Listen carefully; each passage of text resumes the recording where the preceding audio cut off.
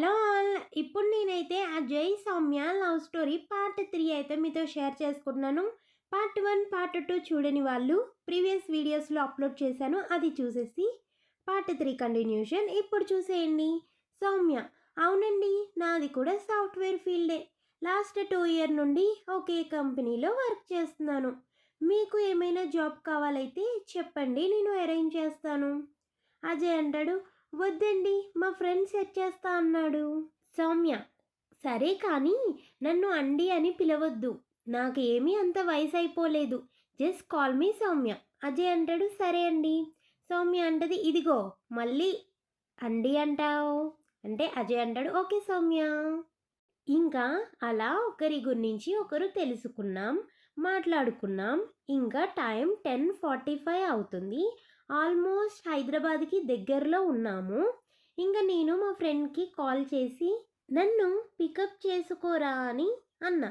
వాడు సరే అని చెప్పాడు. ఇంకా తను కూడా వాళ్ళ ఫ్రెండ్కి కాల్ చేసింది. తన ఫ్రెండ్ కూడా వస్తున్నాను అని చెప్పింది. ఇంకా స్టేషన్ వచ్చేసింది. ఇద్దరము దిగిపోయాము. ఇంకా తన ఫ్రెండ్ వచ్చింది. తను బాయ్ చెప్పి వెళ్ళిపోతుంది. మళ్ళీ నా దగ్గరికి వచ్చి నా నెంబర్ ఇవ్వమని అడిగింది. నేను ఎందుకు అని అన్నా. ఏమైనా జాబ్ ఉంటే చెప్తా అని అనింది.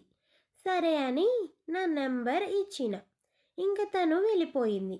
ఇంకా మా ఫ్రెండ్ వచ్చేసాడు. నేను ఇంకా వాడు రూమ్కి వెళ్ళిన. మా ఫ్రెండ్ ఒక 1 వీక్ ఆగురా, నీకు మా కంపెనీలోనే ఒక జాబ్ చూస్తా అని అన్నాడు. నేను ఇంకా సరేలే అని అన్నా. ఇంకా 1 వీక్ తర్వాత వాడు వాళ్ళ కంపెనీలో ఒక జాబ్ చూశాడు. ఇంకా అదే రోజు సౌమ్య కూడా కాల్ చేసి జాబ్ దొరికిందా అని. నేను దొరికింది, రేపు వెళ్ళి జాయిన్ కావాలి. ఇంకా తను కంగ్రాచులేషన్స్, ఏ కంపెనీ అని అడిగింది. నేను ఇంకా కంపెనీ పేరు చెప్పిన. తను ఉండి మంచి కంపెనీలో జాబ్ కొట్టావుగా అని అనింది. నేను థ్యాంక్స్ అండి అని చెప్పా. ఇంకా కొంతసేపు మాట్లాడుకున్నాము. ఇంకా నెక్స్ట్ డే నా జాబ్లో ఫస్ట్ డే ఎలా ఉండబోతుందో అని వెళ్ళా. ఇంకా వెళ్ళి ఆఫీస్లో అందరినీ ఇంట్రడ్యూస్ చేసుకున్నా. ఇంకా మా టీం లీడర్ని కలవడానికి వెళ్ళిన. నా లైఫ్లో ఇంకా ట్విస్ట్లు మామూలుగా లేవు. ఈ ట్విస్ట్లు ఏంటి ఇవన్నీ తెలుసుకోవాలి అంటే నెక్స్ట్ పార్ట్లో పూర్తిగా షేర్ చేసుకుంటాను. అప్పటి వరకు సబ్స్క్రైబ్ చేసుకోండి, లైక్ చేయండి, షేర్ చేయండి. ఈ వంకాయ ఫ్రై రెసిపీని మీరు కూడా ట్రై చేయండి, చాలా యమ్మీగా ఉంటుంది.